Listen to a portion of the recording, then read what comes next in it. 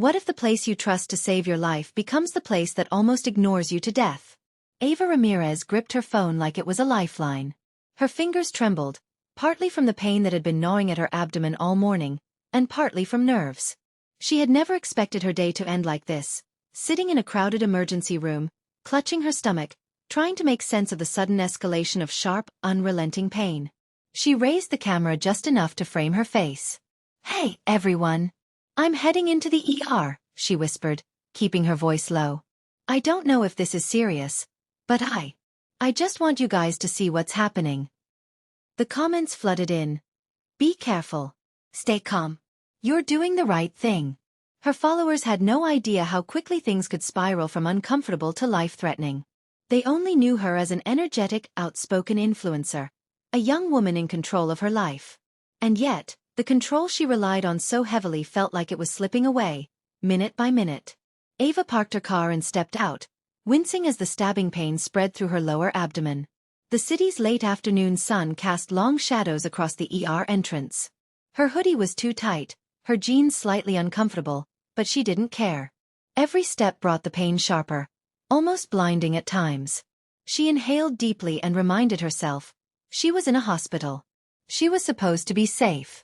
Inside, the antiseptic smell hit her sharply, accompanied by a dull hum of fluorescent lights and distant, beeping monitors. Nurses bustled from room to room, phones rang incessantly, and the faint sound of PA announcements created a constant, background tension. Ava handed over her insurance card at the reception desk. Her voice was steady, though she could feel her pulse racing. I've been having severe abdominal pain for the last 12 hours. I think I need to be seen right away. The receptionist glanced at the screen, typed something, and said, "Please take a seat. Someone will call you when it's your turn." Ava nodded, hiding the flicker of panic.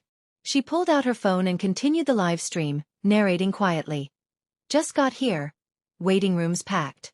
I don't know how long it'll take, but I'll keep you guys updated." Minutes stretched into an hour. Ava tried to catch the attention of nurses passing by.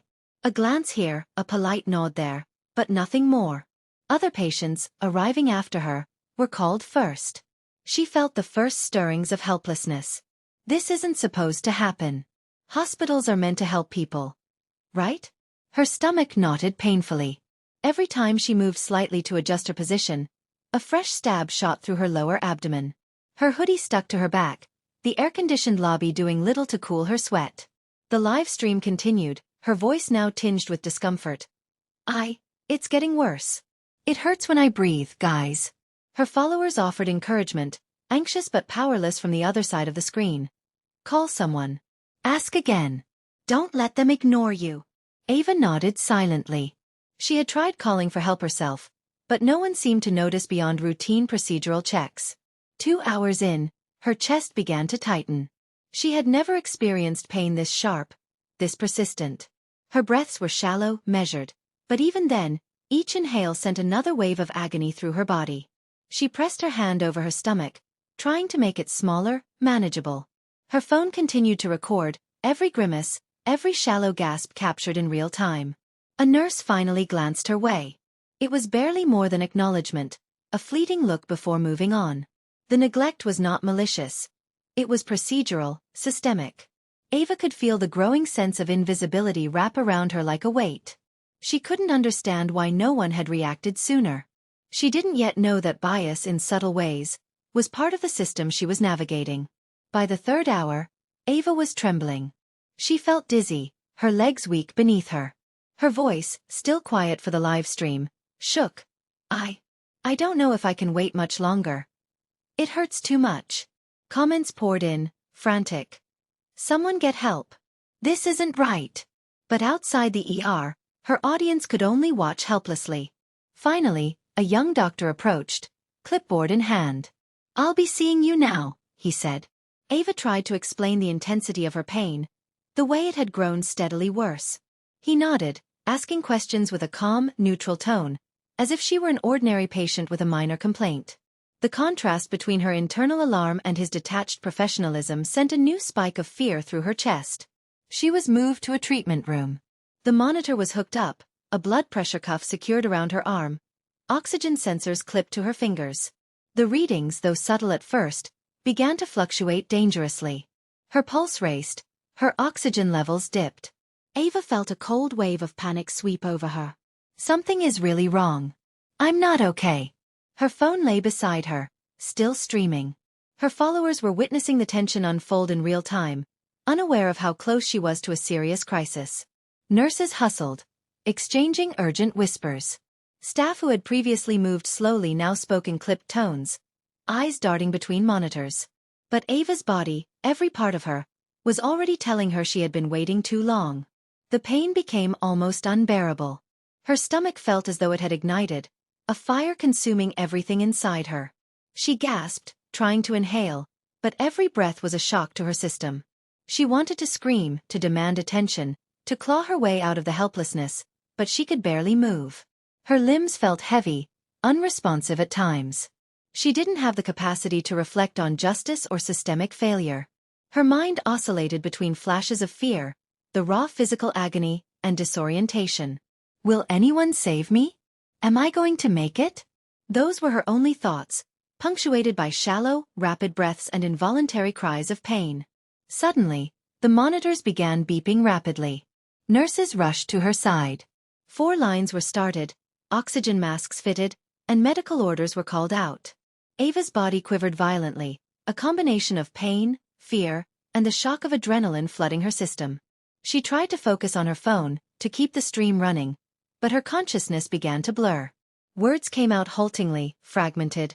I can hardly breathe. Her audience, millions of viewers, now watched in horror. The supportive comments turned frantic, the fear of helplessness mirrored on both sides of the screen. Someone do something. She's in trouble. For Ava, the next moments were a haze. The world narrowed to the sensations of pain, the rhythmic beeping, the feeling of hands stabilizing her. She couldn't think clearly. Her fear was primal.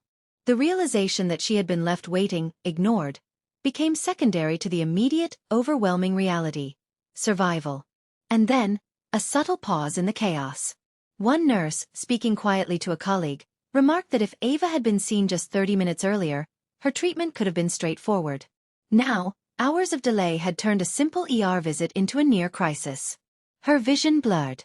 She felt the weight of the bed beneath her, the cool plastic of the oxygen mask, the steady pressure of hands ensuring she didn't slip from consciousness.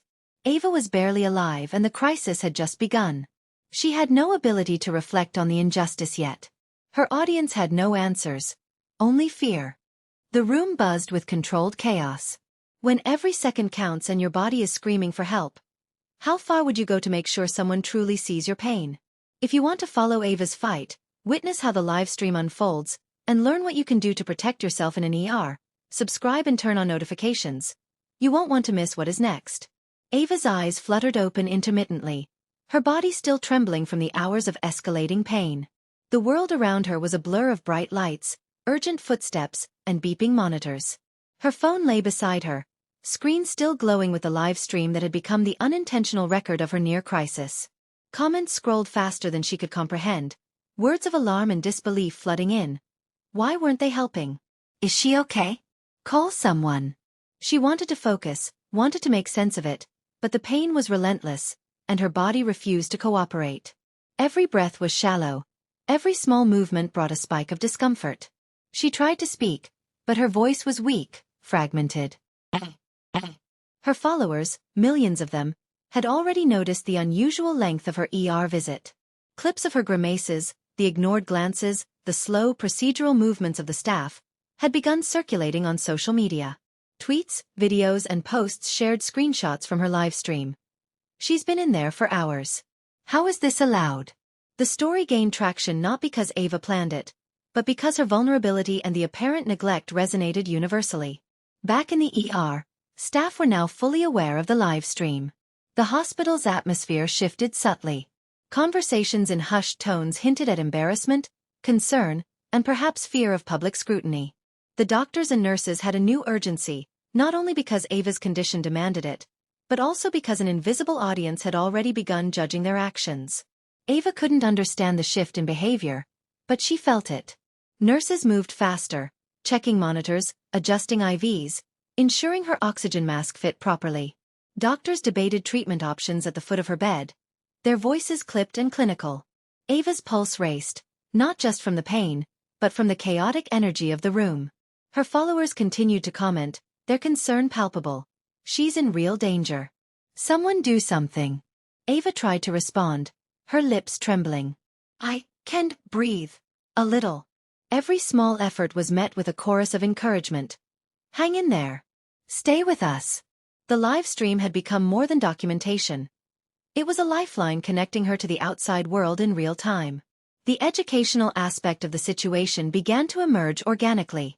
Viewers began discussing patient rights, the legal obligation of hospitals to provide timely care, the importance of advocating for oneself, and how bias, subtle or overt, can influence medical attention.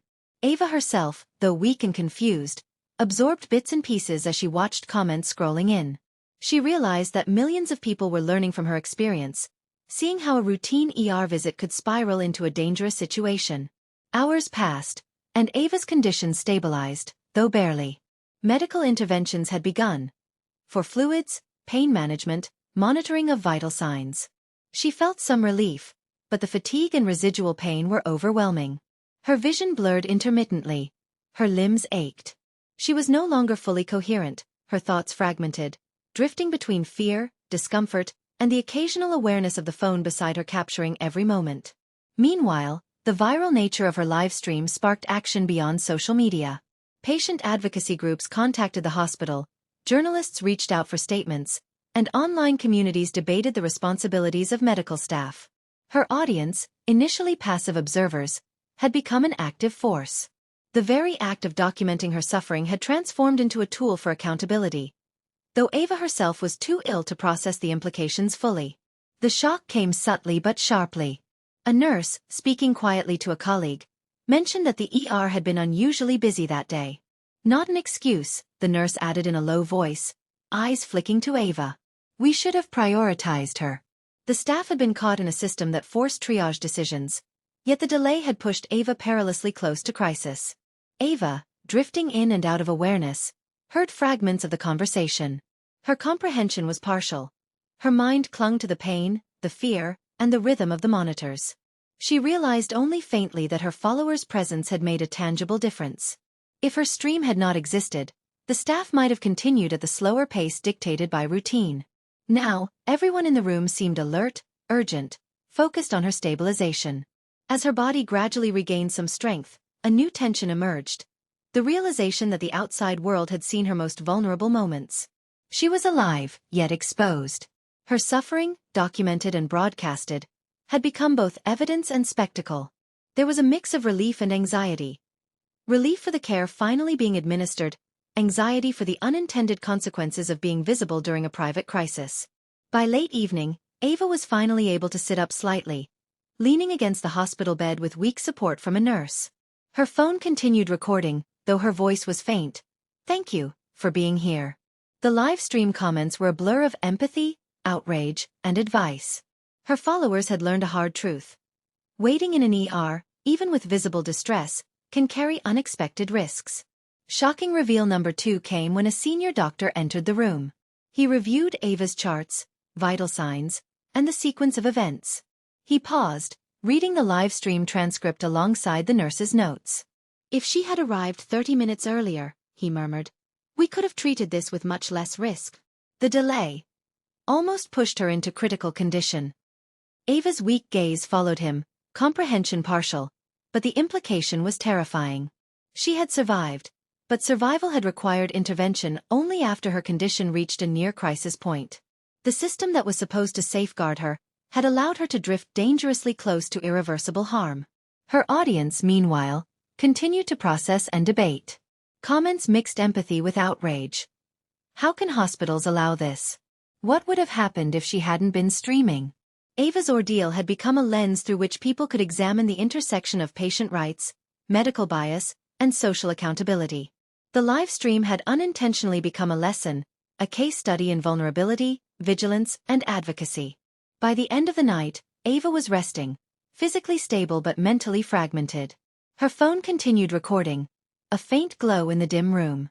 The staff remained vigilant, aware that any sudden change could still occur. And outside, the world had seen everything. Her pain, her fear, the inaction, and finally, the rushed care. The cliffhanger emerged naturally. Ava's story was not over. Her condition had stabilized, but questions lingered, both for her and for viewers. How would the hospital respond to the viral exposure? Would systems change to prevent future delays? Could a single live stream truly alter how patients are treated in emergency situations? When your suffering is visible to millions, can it guarantee that help arrives in time, or does it simply highlight the system's failures? What would you do if your life depended on being seen? Subscribe now and turn on notifications. You won't want to miss the next incident of Ava's story. Ava Ramirez awoke to the faint hum of monitors and the steady rhythm of footsteps outside her hospital room. Every inch of her body ached, a lingering echo of the previous day's near crisis. Her foreline throbbed faintly in her arm, a constant reminder of the precarious hours she had survived. Her phone lay on the bedside table, glowing with notifications that had exploded overnight. Comments, shares, and messages poured in from every corner of the globe, millions now aware of the ordeal that had unfolded in the ER. But it wasn't just messages that flooded in. Some followers had sent flowers, handwritten notes, and small care packages to her hospital room. Ava's eyes misted as she surveyed the colorful blooms and neatly wrapped gifts. She felt a warmth that went beyond gratitude. This was empathy made tangible, a collective embrace from people who had witnessed her vulnerability. Her follower count had doubled since the live stream went viral. People weren't just observing. They were actively invested. Every new subscriber, every comment of concern, every gift reinforced a strange, surreal reality. Her personal crisis had transformed into a global conversation. Ava's chest tightened, not from pain, but from the weight of connection, compassion, and responsibility she now felt toward the millions who had followed her journey. The room around her buzzed softly. Nurses moved quietly, ensuring monitors were functioning, checking 4 lines, and adjusting her oxygen mask. Doctors paused at the doorway, whispering amongst themselves, reviewing charts, and discussing the sequence of events. Ava, fragile and weak, could only focus intermittently, her mind still clouded by exhaustion and lingering pain. A knock at the door startled her. A patient advocate entered, clipboard in hand, radiating calm authority. "Ms. Ramirez," she began, "we're here to ensure your experience is documented and that your concerns are heard. We've received multiple reports about your live stream and the events in the ER." Ava blinked, trying to process the words. The advocate explained that her live stream had become a record of extraordinary significance. Millions had watched, and the documentation had catalyzed immediate attention from hospital administration, patient advocacy groups, and journalists.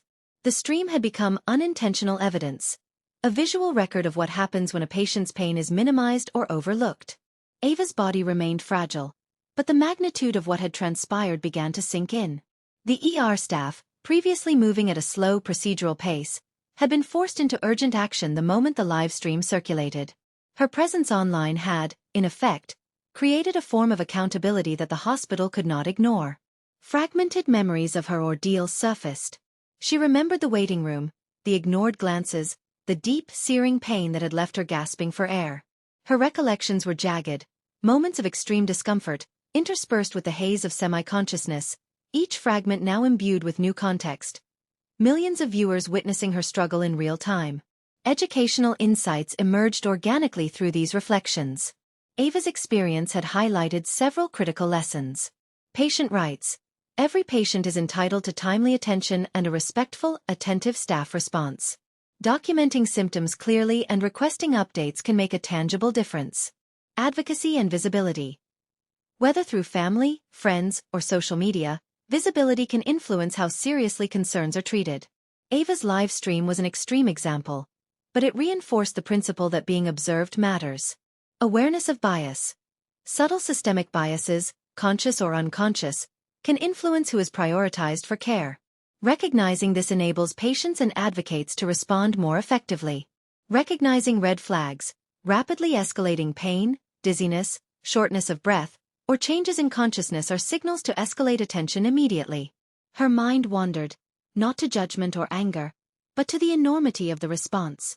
Messages of concern poured in endlessly. Comments read, "We're glad you're alive. This shouldn't happen to anyone. Thank you for sharing your story." People offered practical advice, emotional support, and reflections on their own experiences. Others debated policies, hospital protocols, and patient rights. Ava's ordeal had sparked not just sympathy, but a broader conversation about healthcare systems and patient advocacy. The physical space of her room reflected this engagement. Bouquets of flowers lined the bedside tables, cards decorated the walls, and small care packages, some homemade, some purchased, sat neatly around the monitors. Each gift, each note, reminded Ava of the unexpected power of connection, even in moments of extreme vulnerability. Her attending physician entered quietly, reviewing charts and monitoring data. "If you had arrived 30 minutes earlier," he murmured, "this could have been treated without risk of escalation. The delay nearly made this life-threatening." Ava's chest tightened at his words.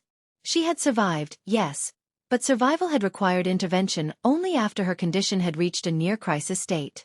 The hospital staff had responded eventually, but the near disaster was an undeniable testament to how quickly ordinary ER delays can escalate. Even as she recovered physically, the emotional and psychological weight lingered. She had been exposed, completely visible to millions, vulnerable beyond measure. And yet, that exposure had brought tangible support, attention, and the beginnings of systemic reflection. Her followers' concern had been more than virtual.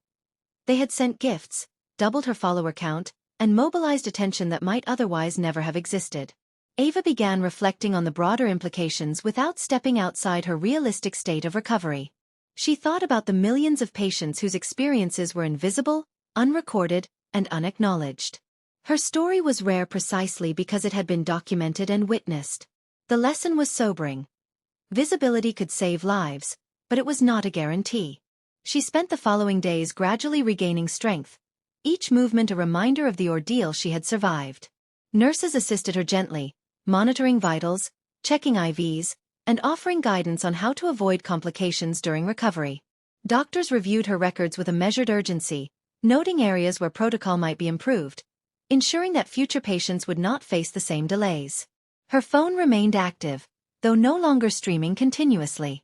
She posted updates intermittently, showing the flowers, care packages, and notes from followers. Each post received thousands of likes, comments, and shares. The empathy of her audience was palpable. Their concern had become a form of validation, reinforcing the idea that collective attention could amplify the urgency of individual crises. Practical lessons continued to emerge. Ava shared insights with her audience. 1. Document symptoms clearly. Keep a log of the onset, progression, and severity of symptoms. 2. Communicate frequently. Ask staff for updates and clarify any concerns about your treatment. 3. Bring support. Whether friends, family, or trusted individuals, an extra pair of eyes can make a difference. 4. Recognize red flags early. Sudden worsening of symptoms is a signal to escalate attention immediately. 5. Know your rights. Understanding legal protections and patient advocacy resources empowers action. Even as she rested, Ava reflected on the emotional resonance of her experience. The flowers and gifts, the messages, the doubling of her followers. It wasn't just a validation of her ordeal, but a reminder that human empathy could bridge the gaps left by systems and protocols. Her story had sparked awareness, education, and communal concern in ways she had never anticipated. The shocking reveal remained. The hospital had acknowledged that her delayed treatment could have been disastrous. Yet the live stream, the very thing she had feared might seem intrusive or embarrassing, had saved her by catalyzing rapid attention. It was a sobering realization of both fragility and agency. Survival had been precarious, but visibility, engagement, and human empathy had tipped the balance. As Ava prepared for discharge, supported by attentive nurses and her doctor, she glanced at the room one last time. Bouquets of flowers, handwritten notes, and carefully wrapped gifts formed a mosaic of concern and connection. Her followers had doubled, millions now bearing witness to her journey, ready to share insights and advocate alongside her. Ava's mind, though still foggy from recovery, held a single clear awareness. Her survival had been a collaboration. Between staff, audience, and circumstance, she had endured. But the lessons were indelible, both personal and societal. The power of visibility, the importance of advocacy, and the sometimes fragile, sometimes resilient nature of human systems. If you were in Ava's place, recovering in a hospital bed, surrounded by flowers and support from strangers, Would you feel comforted by the attention, or would you feel exposed knowing millions had witnessed your most vulnerable moment? On White Coat Secrets, we uncover the hidden stories the healthcare system doesn't want you to see. Stories of bias, neglect, injustice, and survival. Every episode blends real-life cases with powerful storytelling, so you don't just watch. You learn how to protect yourself and your loved ones when it matters most. If you believe patients deserve dignity, fairness, and a voice, hit subscribe. Because the next story could save a life. Maybe even yours.